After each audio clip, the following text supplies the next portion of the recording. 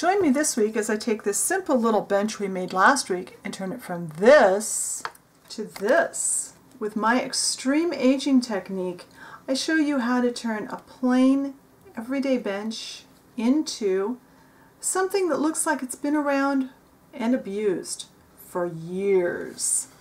Stay tuned and see how easy this technique is.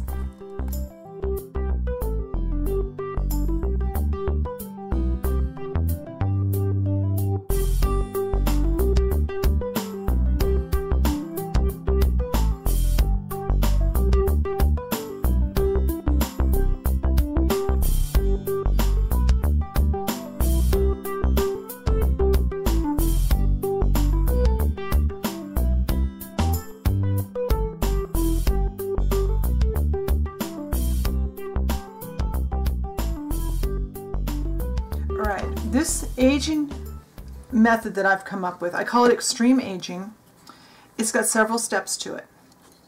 This is going to work on any simple piece of furniture. It doesn't have to be this bench. It could be a table, it could be a chair, it could be a cabinet, it could be anything. It does work best on wood pieces. Some of the steps are not possible on plastic and such. And I probably won't remember to tell you, oh, you can't do this part on plastic. And you don't have to do all the steps. You could do just part of the steps and have a less extreme aging. But I came up with this one day when I had a bench that I'd actually made from a kit. And I wanted it to look like it had sat around forever and been mistreated and just been, that bench that stuck out in the back of in our case, the back of the barn, that, things get sat on and it gets spilled on and things get dropped on it. And that's what I was trying to do. And it was so popular. I ended up teaching a couple of online groups how to do it. And I thought, I haven't done a video yet.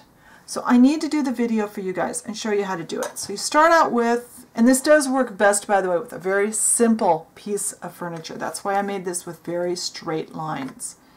But you can do almost anything. You could even use those Dollar Tree pieces, the tables and such, and age them up. No matter what it is. Now, if it has a pre-finish on it, sand that.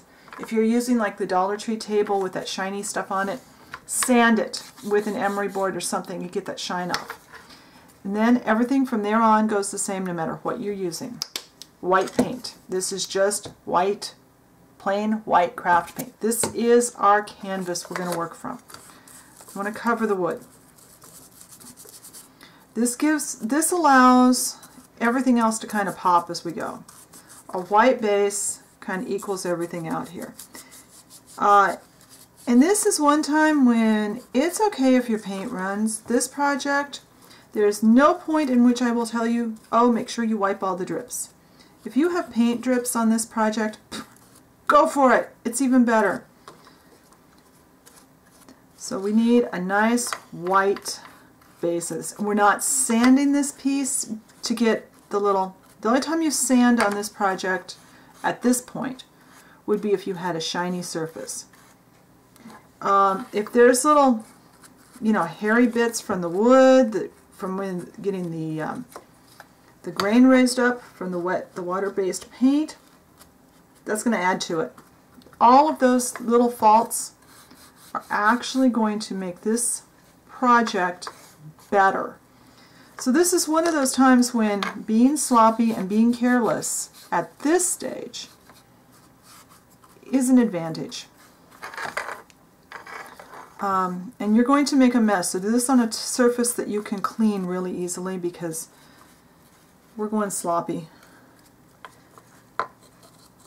So just really quick coat of white paint, and then this needs to dry. And I think the next step is one that's going to surprise you. The reason we do this is this gives us a nice, now I'll kind of talk you through the whys on some of these steps as we go. The white paint, it makes the colors pop later. It also will give us a contrasting layer when we go and do some of our aging. And you'll see that when we get to it. Alright, that's how long it took to paint that. One coat, don't go back and recoat it, just leave it. Let it dry, clean your paintbrush, clean up your mess, and then we'll be back. Well, our white paint is dry, and we want it dry because we don't want to mix our next step in with the white. Now we have a scary number of paints. I actually have 8 colors of paint.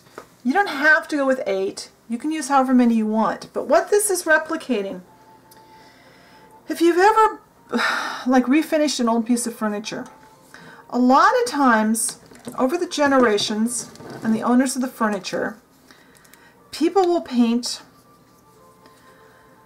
the furniture a different color. And then someone else gets it, or their tastes change, and it becomes another different color. And then another, and then another.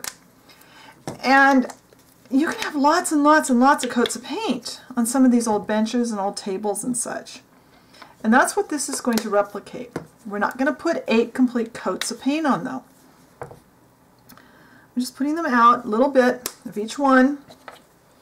And I just chose, the rule for this layer is deep and dark. You want a lot of contrast with that white. And a lot of contrast with our next layer. And we are going to cover, we pretty much want to cover all the white with these. Let's get my other blue out. And I chose, like you see, I chose a pretty deep green. I chose, and I'll put a list of the colors on the blog post. A nice bright yellow, a neon orange, a brown, my favorite dark brown, a red, a bright blue, a dark blue, kind of a terracotta, and a green. Okay? I may have mentioned green twice. I'm just using cotton swabs. Start with some yellow. And you're going to put some yellow paint here and here. And this, I call this patchwork painting. This is random.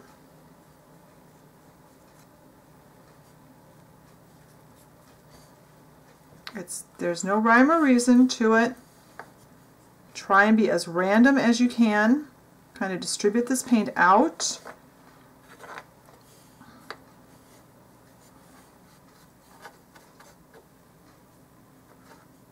Okay, now let's go to, let's do green next. And your green can overlap. You can overlap the colors you already have. Try not to mix it. It works, why am I dipping in green, yellow again? It works best if these kind of get dried before you do the next color, but they don't have to be.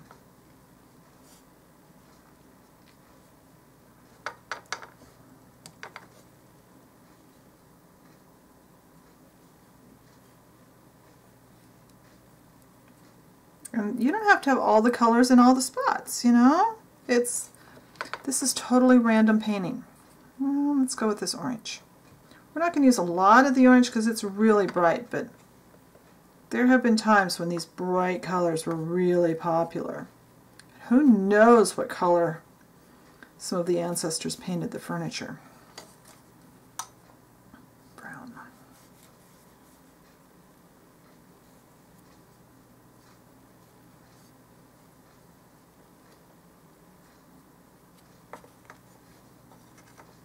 And it's okay if it kind of has pools and bumps. That's fine.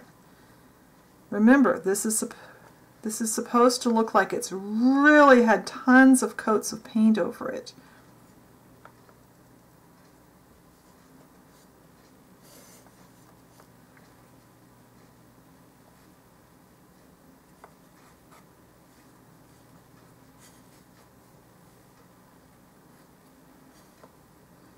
And you'll probably have to come back to this. You'll probably have to do some and then let it dry and come back and do more. Because we don't want the colors, we want them to overlap, but we don't want them to mix together. We're not trying to make this, not trying to mix these colors together on here. Get a little bit of each of these two. Whoops, that had blue on it already.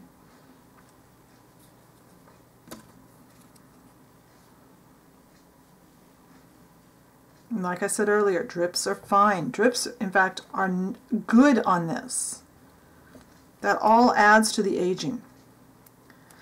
Well, I'm going to let this part of the paint dry, and off camera I'll actually go back and get this completely covered. When it's completely covered and dry, I'll be back and show you the next step. Does this look kind of scary and ugly now? That's kind of the idea. Old furniture a lot of times, like I said, has many, many, many layers of paint. And this replicates that without adding the thickness that you get from lots and lots of layers of paint. Now the next step, we need crackle. We need a crackle finish, a crackle medium. And there's a couple of different kinds of crackle medium. It doesn't matter what brand it is, but read the directions.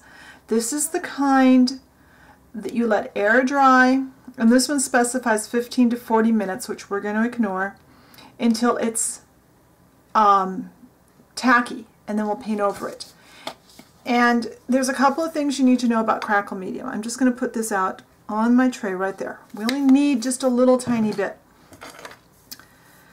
Crackle medium, the direction you brush will determine what direction your crackles are, and the thicker the coat of crackle, the bigger your crackle will be. Consequently, the thinner, the smaller. And we're not going to cover, we're only going to touch this in a few places. We're going to go a little bit on the legs, and we're going to go a little bit in a couple of places on the top, not all over. And I want you to, this is a fairly stiff brush. This is not the place for a thin brush, because what we want to do, pick up the brush, we're almost dry brushing. We're barely going to have a coat of crackle. Just, I'm barely touching. Barely. Just a little bit. That was probably too much, so I'm going to pull some off. I'm only getting the crackle on one side of my brush, so if I need to, I can use the other side to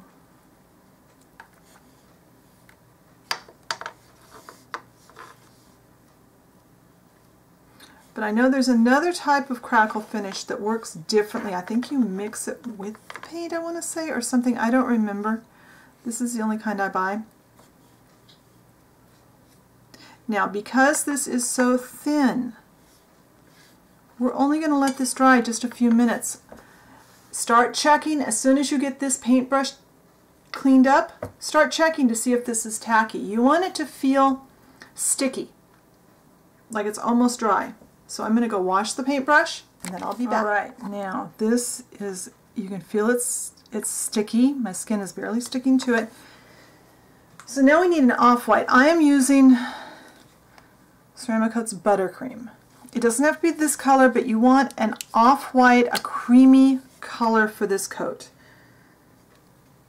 And we're going to put it out. We don't want to go directly from the jar on this coat, because we could pick up some of that crackle medium, and we don't want to get that into our paint.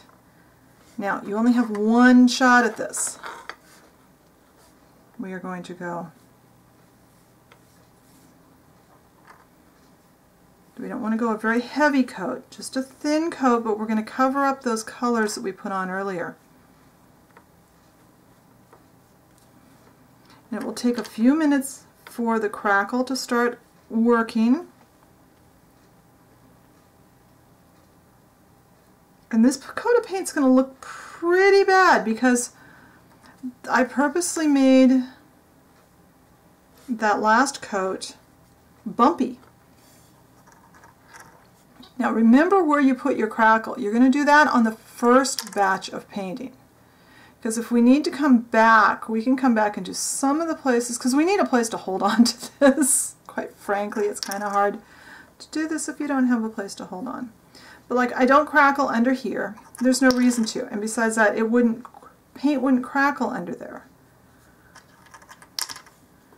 Now this one, we want to be pretty thorough coat, but it's a light coat. And I need a little more paint out.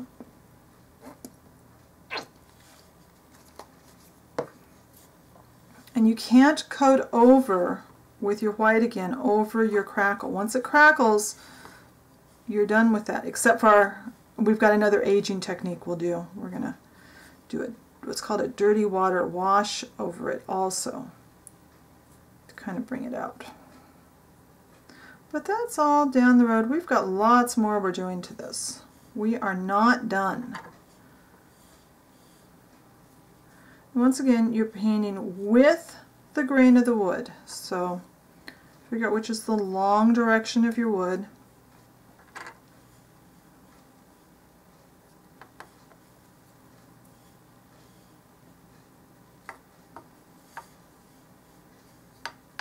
If you need a place to hold on, you can kind of hold like that.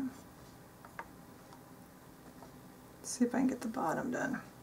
Sometimes I can get the whole thing done. Sometimes I need to come back and do this bottom side. Now, if you're uncomfortable doing this, practice.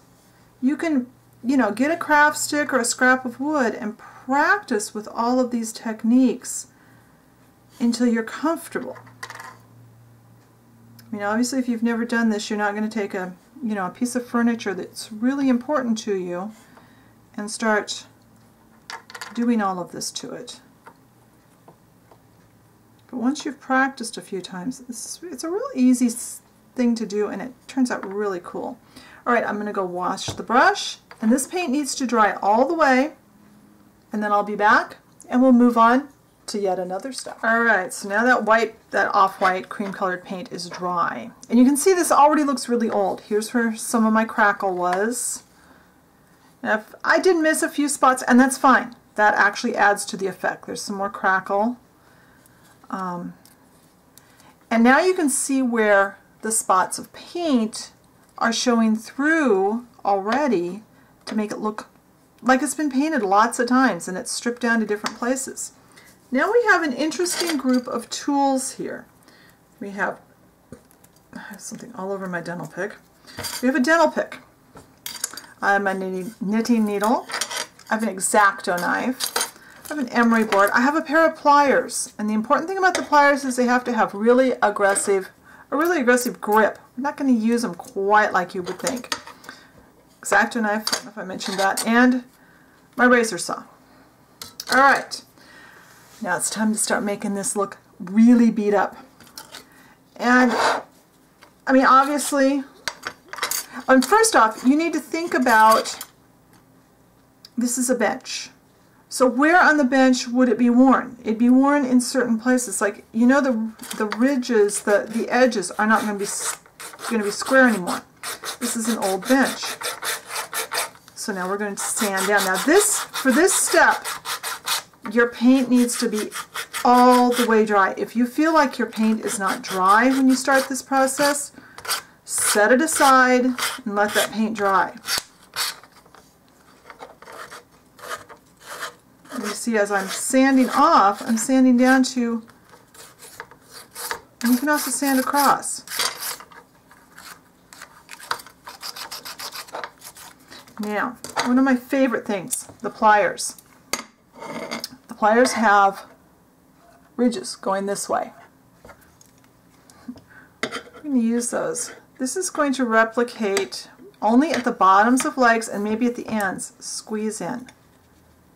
This is kind of like dry rot. It comes out looking kind of like it's gotten dry rotted. Okay, squeeze hard and then squeeze a little bit less up above. Always making sure that your lines are going vertically, not horizontally on this step. And some places you'll go more than others. You'll squeeze harder.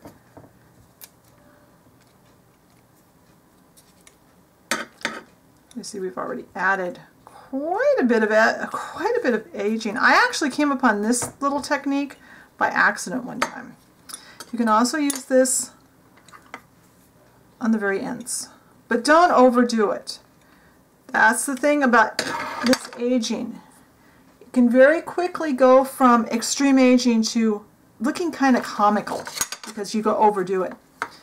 These saws.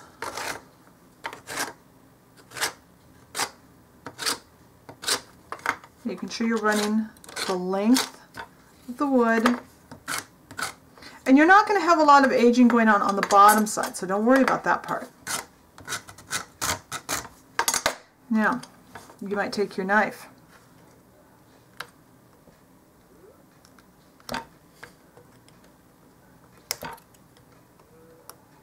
I'm going to do some gouges. Maybe take off. Being very careful you don't cut yourself, just the wood. Same with this.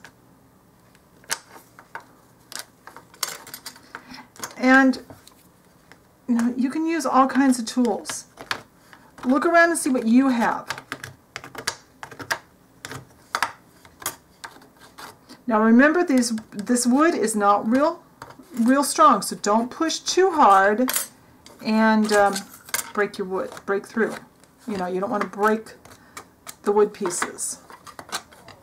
But anyway, I'm going to continue with that, and I'll be back when you're happy with how much you've taken off. We're not going to be done yet, by the way. Now it's time to put a dirty water wash, and for that we need literally just a couple of drops, not very much water. And you need a reddish brown color paint. I'm using a burnt sienna. And what I'm going to do, I'm going to use one of these safety swaps. You've seen me use these on other videos for different things, both as a tool and for making projects with. We just dipped it in the paint, and now in the water.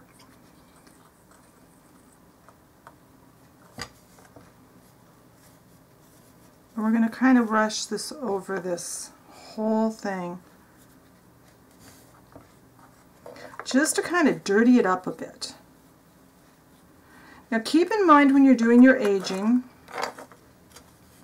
you know, what would have caused that, like was it dry rot? Dry rot's usually only at the bottoms of the legs or maybe at the very tips. There's more wear. For some reason most people sit in the middle of the bench, so there'll be more wear there. You're going to have feet marks. You know, people put their feet up on this rail at the bottom. And then there's other places that are going to have very few marks because although the paint's not perfect, it's not going to be a lot of wear at the bottom. So think about those things. When this is dry, we've got another step that I think really adds to this whole thing. So you'll have to wait and see what that is next. Alright, so now that our wash is done, it's all dried. Now we're going to do a fun little thing. And this is really easy to overdo. You only want to do just like one, maybe two at the most. You know how when you see an old piece of furniture, sometimes you can see where somebody has sat, like something wet or something that ran over on it.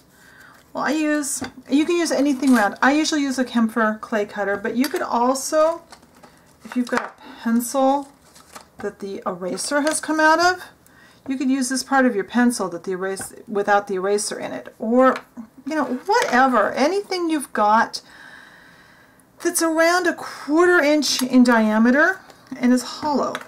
You're going to dip it into some dark colored paint because you want a good contrast with that white, and you want to get the end. Make sure that there's no film across the end. And let's pick a good place. And I usually do this on the end, like somebody just walked by, they sat, I don't know, something there. Once in a while I'll do a second one. See if I can get a little bit better. Now if you get a skin on your paint like that, is blow on it so it's hollow.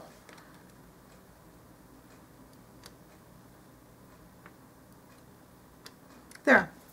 And that's all there is to that. Be sure and clean off your clay cutter. Q-tip works well for that. Right. But now that we have our little rings dried, now it's time to do one more. And you could keep doing things. You know, you can think of something else you like. Just got a little toothbrush here. And my knitting needle. And I bet you've done this before. I seem to be getting more. Usually I do this in a box, but for video I couldn't really put it in a box. Let's get a bit more paint out. Need a pool to dip it in. And you could actually splatter with multiple colors. I might go back and splatter.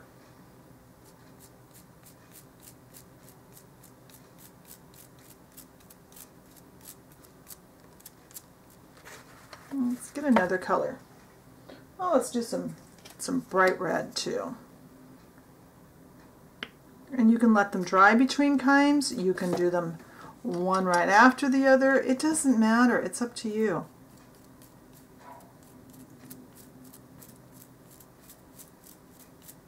There. And if you decide you need to put more dirty water wash over it, do that. It's up to you. So now clear coat, and this will be done. All right, so here is our extremely aged bench. I hope you enjoyed this project and you can use some of these, if not all of these aging techniques on your next project. Be sure and check the blog post. I give more details and a few more hints and ideas, and I also list the I'll also list the colors of the paint that I used. So have fun with your minis. Check us on Facebook, read the blog, and I'll talk to you later. Bye.